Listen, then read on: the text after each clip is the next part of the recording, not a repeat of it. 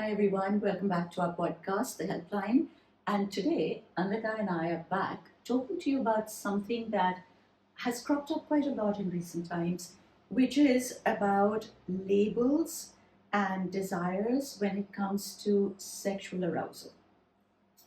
Or same-sex sexual arousal. Okay, or sometimes same sex and sometimes not same sex sexual arousal. Okay. Okay. Okay, so I'll tell you what happened. I received this email, and as you know, we get a lot of these messages, but this is the one that got me thinking.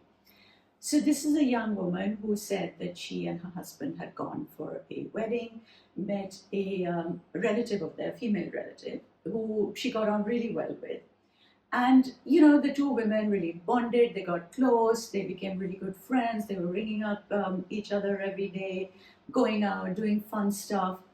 And she said, I was really enjoying this new friendship. And then suddenly one day, um, the, the other person starts to turn a little bit. She started wanting to get closer in a slightly different way. She wanted to start getting intimate.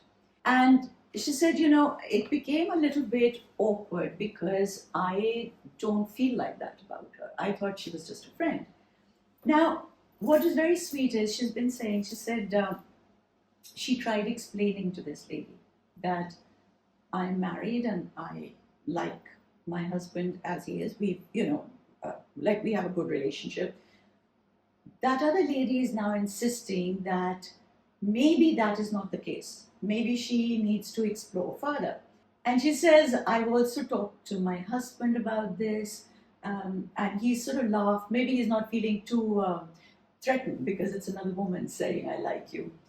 And said, look, just tell her that no, I'm not interested. But she says, I keep saying this to her to say I'm not interested. She's not really taking no for an answer. Now, I have a feeling that in the conversations that they had, because they became really friendly, you and I have often had this conversation that if we fantasize about women, even though our preferred physical sex would be with somebody of the opposite sex, like with a man. But our fantasies involve women. So maybe there was some of that. And this woman is now on a little bit of a cliff edge because she feels that she can't explain to the other woman that no, that's not what she wants. But maybe she said a couple of these things, which is now she's thinking, suppose she comes and repeats that, and then what would people think? Yes, I think there could be, but I think also the idea of intimacy gets confused a lot. I remember I used to have somebody I went to college with, and he, somebody who was very religious, he turned around and said the closest intimate relationship he ever had was with his roommate in undergrad, and they shared a flat, an apartment, and he said that it was a very intimate relationship, where they were sharing the space. Like, what separates us sharing being flatmates versus being a couple, right? And yes, we contractually decide this is a marriage, this has sex, but a lot of time the intimacy and the jealousy can look similar. Like, people can, they can feel possessive about, like, why is this person spending more time there, why are they spending more time with us, and all the spaces that you share, the news that you share, the comfort that you share, or maybe you sit on the couch and lean on each other while you watch a movie. So I think a lot of times when in close friendships, that can get confused because it can seem very close to an intimate romantic relationship, but somebody else could be viewing it as a friendship. But those lines are fuzzy, what I would say. It is fuzzy for it to be misinterpreted sometimes. And I think, in this lady's case, I think that it is literally out of fear because when you get close with your girlfriends, you chat. You chat about a lot of stuff, which just seems so normal and natural. And then there is this fear about how other people on the outside, when it's taken out of context, how you will be judged for that. But I do think that in recent times, conversations that I've had, there is a real problem with labels. We started the idea of giving things a name because we wanted to normalize it. Mm-hmm. Those labels have now become rigid boxes. And I think we were just talking while preparing for this podcast that the number of questions you get around I'm fantasizing about somebody, same sex, am I gay? I had an encounter with somebody and I had fun. Does that make me a lesbian and everything? Like the automatic need to label rather than just limiting it as having sex or having intimacy with somebody who's from the same sex or experiences like I think there is a lot of pleasure, sexual pleasure that could be there, and I think we get really stuck with these boxes and labels, and when we get stuck Of with what we're these supposed to do. and this is an issue even in the LGBTQ community because now they feel they are in boxes and they can only be in those boxes that are the myths, the stereotypes that they exist, that they also don't have the freedom any longer. And I'm finding that if ever I come out and say, because as you know, and as I know from all the messages that we get, there's a lot of straight men who will go to other men for sex, for pleasurable sex, just leisure. Mm-hmm. They will. I have recently interviewed a young male queer sex worker, and he said most of his clients are straight married men. Mm-hmm. And they come to him just because they feel that this is one place they can just let go, they can just be pleasured, there's no judgment, there's no pressure to do it a certain way. And more, there are men coming forward saying, I love my woman partner, I am heterosexual, I am straight, I love women, I want to have sex with women, but the pleasure that I get from sex with a man is at a whole different degree. I used to work for a charity and they used to run groups. And they used to call one group the LGBT or the gay men's group, but then they used to have one group which was called Men Who Have Sex with Men, specifically catering to the African diaspora and the Latin American diaspora or the Asian diaspora, because you would know from ancient India that having sex with men or the same sex or with women was a form of pleasure. Yeah. It wasn't seen as like, and so the thing was that we know that these men go and have sex with men. They're in heterosexual marriages. They do not identify as being gay, and actually they have a big problem with being seen politically as gay. Yeah. But they openly speak about how they like sex with men is a pleasurable thing, and they go for sex, and it's very normal in their communities, and it's a very known fact within their community.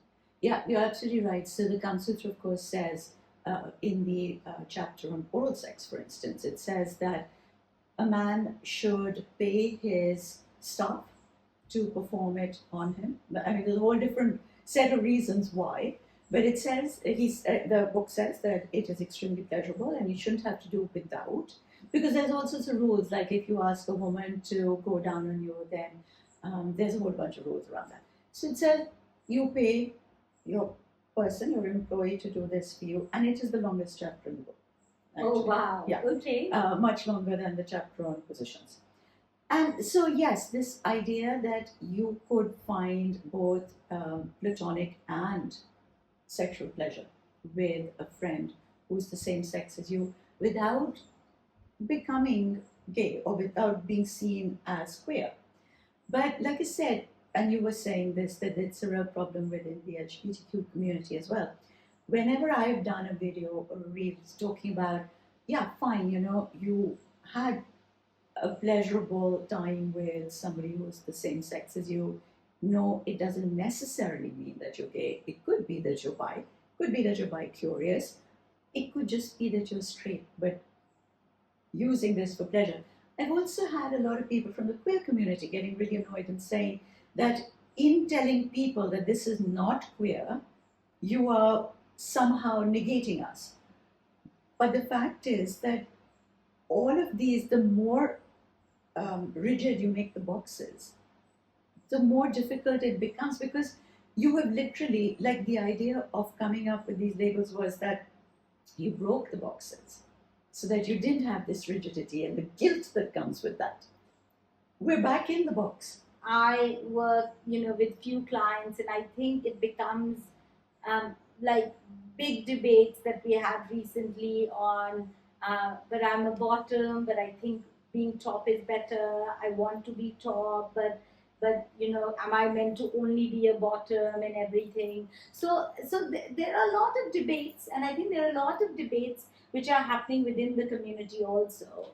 And obviously it's a very ancient debate of the community, and now it looks very different, because when people would say they're bisexual at that time, when the gay community was forming, they would get really mad saying, no, you can't be on the fence, you're trying to be on the fence. And now obviously it's a very established community to be bisexual. But I think what happens is that yes, these labels were made because people were looking for an identity and wanted an identity.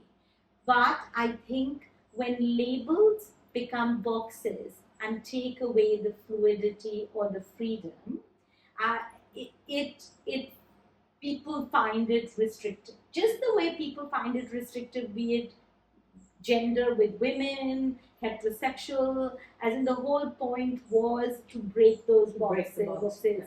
And because so the I boxes think, come with so much guilt. I mean, that's the whole problem, that they come with problematic boundaries which are not necessarily where you stand. yeah, and I think people want to be, for example, within some communities, I remember this idea of religion always comes up, and how some religions reject the idea of you being gay. However, if you're religious, you're religious. Just because you become gay doesn't mean you give up your God, right? So they want to be religious and they want to be gay. So they're kind of breaking the box of religion to say, I am included in that. And similarly, there's so many within the LGBTQ community also. I remember my first ever client ever that I did in counseling, and I thought it was such an interesting question he came with. He was really questioning monogamy, and he said, I want to be monogamous. I don't know if monogamy is part of my heterosexual upbringing or the norms I come with, or it's my belief. But in the gay community, my partner wants to be in an open relationship. But I don't know if I'm imposing something that I've been raised with, or it's what I believe in. So once again, it was important for him to explore and see that maybe he did want monogamy. And I think a lot of people now will, say that a lot of gay people want to be monogamous. It's not a thing that you don't. And a lot of gay people want to be, in open relationships. And both are okay. It depends on your individual choices. Here's another way that it's being looked at, and I think that every day I learn something new. So a lot of people also say that if they are in a heterosexual relationship, and so mostly men, like, okay, my girlfriend is on her period, or my girlfriend says that she doesn't want to have sex, I want to have sex because I have a higher libido. If I have sex with a guy, it doesn't count as cheating. I mean, when did this come into it? So, like I said, there are just so many of the, if we keep putting harder and harder boundaries, like not boundaries, but boxes, we are actually developing a more dysfunctional society.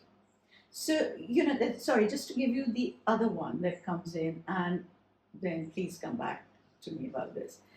So, this young woman had written about how she was at a party and she ended up kissing this girl. And then she said, I felt really guilty and weird, but I thought, okay, maybe I was drunk and that's why I did it.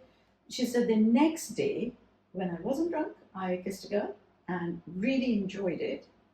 And now I don't know what to do. So, and for me, I think these are a couple of things that I always feel in the exploratory area of when you're figuring out your sexuality. And I know that so many questions you get is around, am I bi, am I gay, what's going on. But I think they come from fear. And the fear exists because, one, because there's lack of exposure and education. Where are we getting educated, or where are we getting freedom or exposure to explore what our sexual identity is? We're all being raised to be heterosexual with no freedom for choice or exploration. So there's no education, there's no exposure. Second, I think, is that and I try saying this to many of my clients, that it's still a tough world. Yeah. It's still a homophobic world. So it is very natural that when suddenly faced with this idea that you might be bi or gay, that it's scary. Because it's a difficult world out there. And so it can suddenly be like, am I ready to make this choice? Because making that choice needs a lot of courage. Yeah. And it's difficult. It's not that easy, and it comes with challenges. So I think there's a lot of fear because of that as well. There's also this idea of internalized homophobia, because we've been raised with the same messages around, negative ideas or homosexuality and this, that, and all. So the internalized homophobia also kicks in. And fourthly, I think it feels like it's 100% in or out, and that's where the label and the boxes comes out. If anybody, actually this young girl that you're talking about, if she comes out saying, oh, I really want to explore having same sex, like I want to have sex with women or like make out with women, this feels really good, automatically she thinks, oh my god, I now have to label myself as a lesbian. Mm-hmm. What does it mean to be a lesbian? What is the politics of the lesbian? What thing? And so that 100% commitment in feels a lot. And it needn't be. Like, take your time, be more fluid with your sexuality. I think a lot of young people are more fluid with their sexuality. And you might choose to, and you might not choose to, and you might be in a phase of life where you're loving it. And then you might find somebody else who you really enjoy having sex with. So I think these are the four things that do kick in. Do you want to just address the thing about it's not cheating before I move on to the next thing? I just think that's convenient. So, and like, how does that even count? It's like when men say, oh, well, women get more emotionally involved, so their relationships are far worse, whereas we can just do it without any kind of emotion, so we're okay. We can have 10 people that we speak with, it doesn't count. Sorry, it counts. I think, one, if your girlfriend's on the period, and that's maximum 6 or 7 days, one, you do have your hand, you can masturbate, you can survive 6 days of no sex, but you can definitely masturbate for 6 days. And you can also find a way, depending if your girlfriend's okay, in one of those 6-7 days to have sex. So yeah, and there are toys, and so and there's oral sex. So there are lots of options. So it feels a bit like okay. And two, I think if you really want to go have sex with a man, just have sex with a man. Like, don't put it on your girlfriend's period. Like, I feel like it's a double whammy for her. Like, And also, don't say that is not cheating when you are with somebody else, when you've committed to being intimate with one person monogamously, and you step out of that without their knowledge or permission, or coercing them into saying, well, that's okay then. I just don't think that's right. Yeah, and so maybe, and we will not mix ideas, but maybe we'll do our next podcast. We landed up having this crazy conversation on if we knew people in our lives, if they were cheating, would we share with our friends or not? Like, will we tell people or not? So it's obviously a completely different topic. But what's related is, I think one of the conclusions that I came up with, or we were sharing, is that what we consider cheating is so personal to a couple, and that is really important to hold on to, because like somebody said flirting with somebody else was completely fine in their things, or somebody else said, oh, if my partner went and had a one night stand or kissed, I wouldn't want to know, and they would be like, oh, kissing on a random night is not cheating. So so it was so different for different couples, that that's something that's negotiated between a couple. And so in this case also, if you think each time she has a period and you want to go have sex with the man, negotiate with her and just let her know, and maybe she'll be okay with it. I don't know. So Yeah, no, I just think that we have created far too many hard walls about what is okay and what isn't. And the point is, according to whom? Like, all our work has been based around trying to shed the guilt that you feel around desire. We have lots of desires inside our head. Our brain is capable of thinking very weird stuff. It is capable of thinking very weird stuff. Most of the time, when you start thinking, you shut it down and you're too embarrassed to say it out. It's okay. The brain can think it. You may even talk about it to a best friend. It doesn't necessarily mean that you'll do it. And even if you do, it doesn't necessarily mean that it's going to change you overnight into a whole different person. but also I think we have to start looking, when we're talking about these boundaries or these rigid boxes and everything, and that's why most people will talk about how we want to see identities as continuums or as fluid or as rivers, so they take different journeys, or they're on a continuum. So you might be somewhere on the continuum, right? And some people will be on the far ends, but you might be somewhere in the middle, and that's okay. But I think that allows you more space to shift, more space to move, more place to explore, whereas the boxes feel very limiting in many ways. I think coming back to something that you were talking about earlier about the tops and the bottoms, I think that is a particularly difficult space. I'm finding that people are having difficulty navigating that right now. I had somebody write saying that he wants to be a bottom, like, and then his whole thing was, but there are so many gorgeous-looking men out there. Why would anybody take me as a bottom? There are other people who you can have as a bottom. Why would it be me? And that was where his entire thing went around. And you realize that the, I mean, I think that as a woman, we have the permission to be a bottom without having to justify it. Mm-hmm. Okay?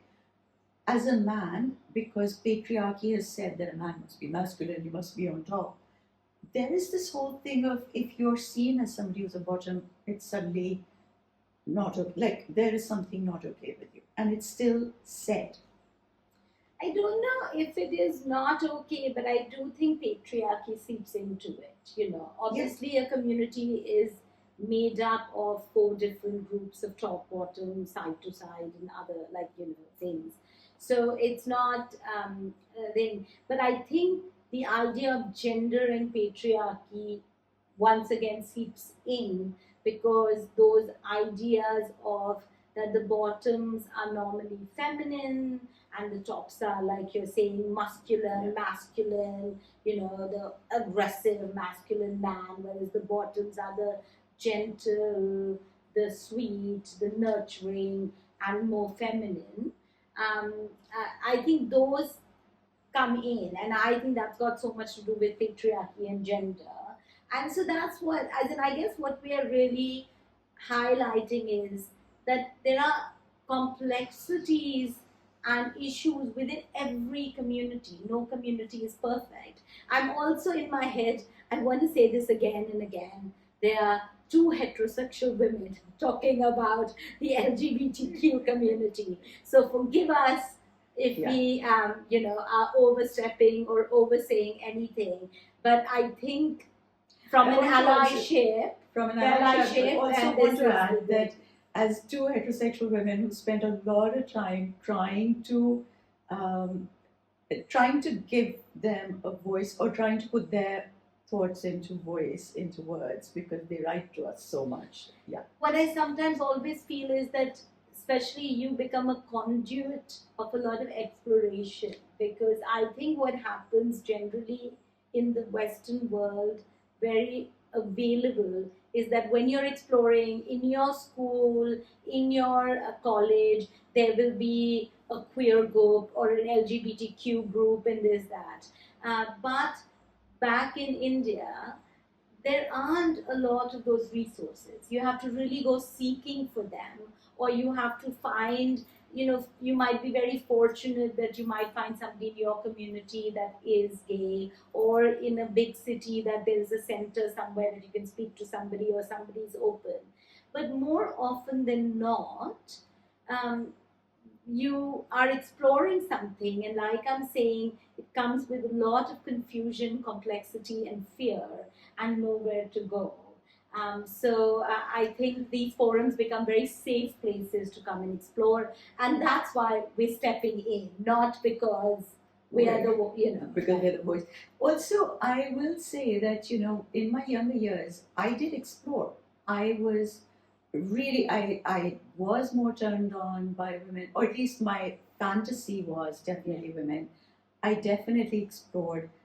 And I think that now at this stage, 63 years of age, you see so much in life as you go through. So you experience a lot, you see a lot, you hear from people's experiences.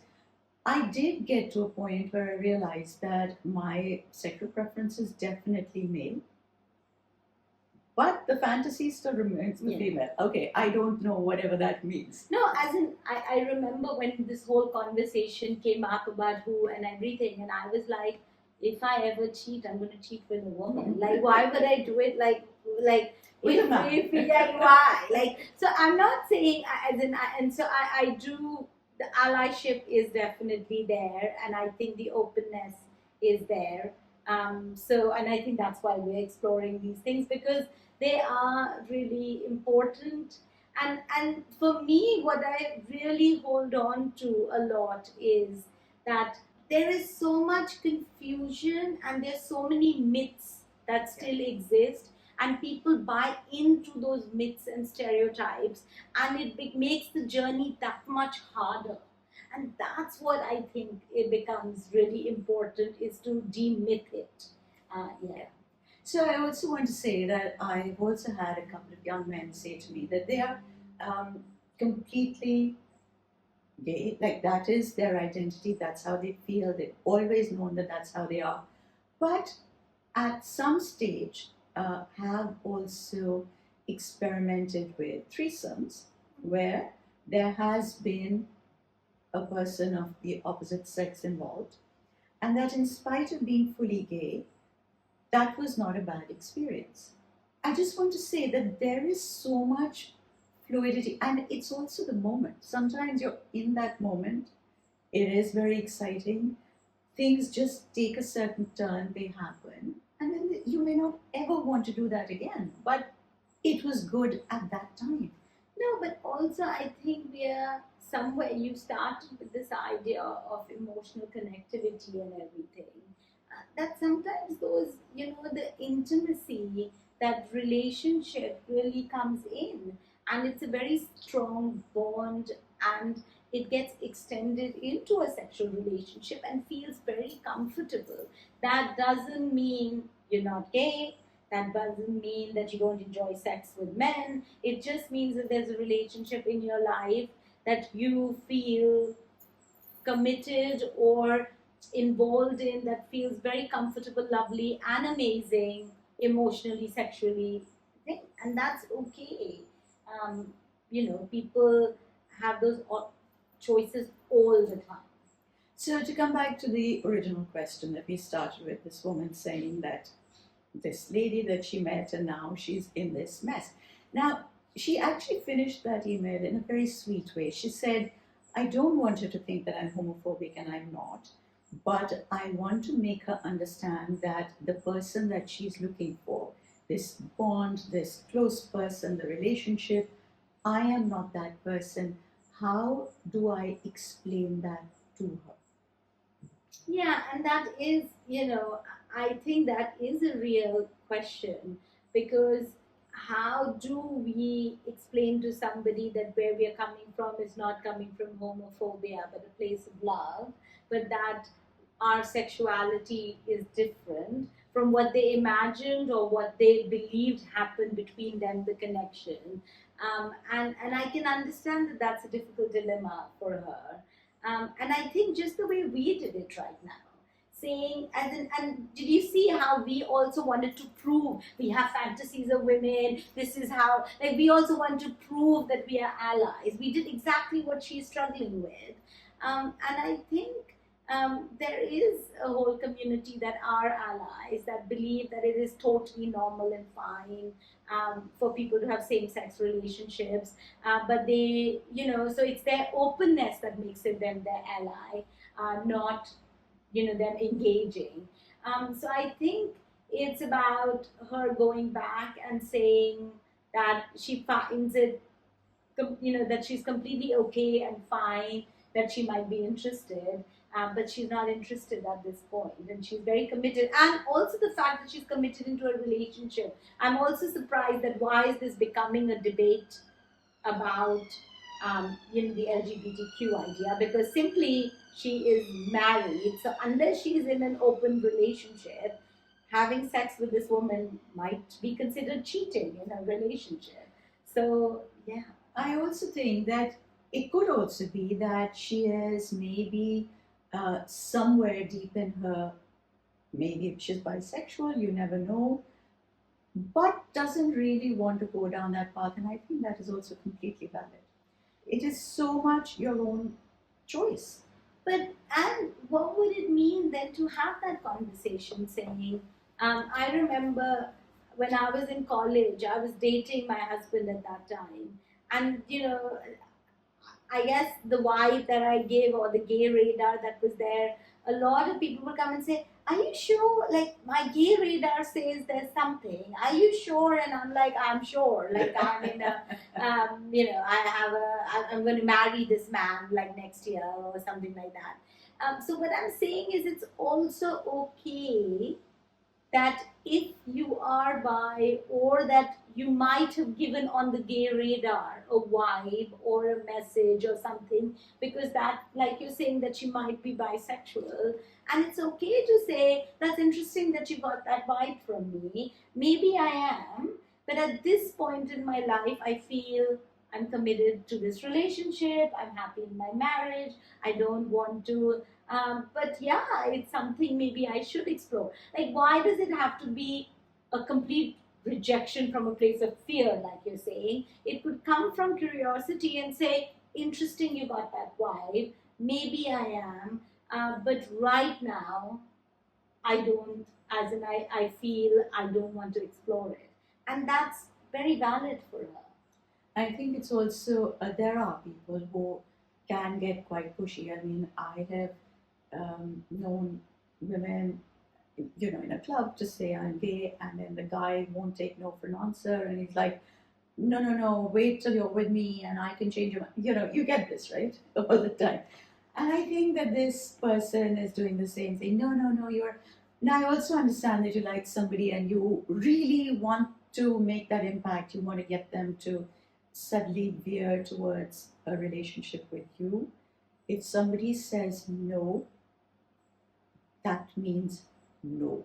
So, my advice to this lady is that yes, I know you want to be nice to her and you want to be polite and let her down gently. And I think that's a wonderful human thing to do. And we like people who are nice to other human beings. But I think at some point you also have to respect your own no.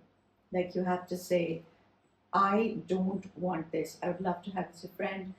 If you're happy to be my friend without getting into a relationship, I'm there.